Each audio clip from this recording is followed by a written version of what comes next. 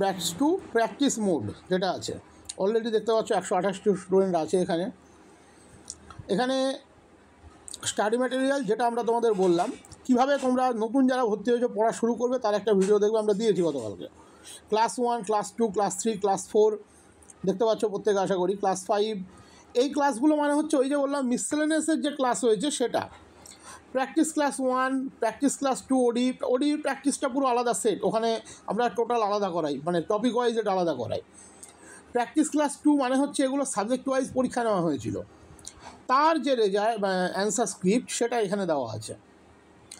এবার হচ্ছে টেস্ট, আমি টেস্ট অপশানটিতে একটু যাই, টেস্ট অপশানটিতে গেলেই তোমাদের দেখাতে পারবো।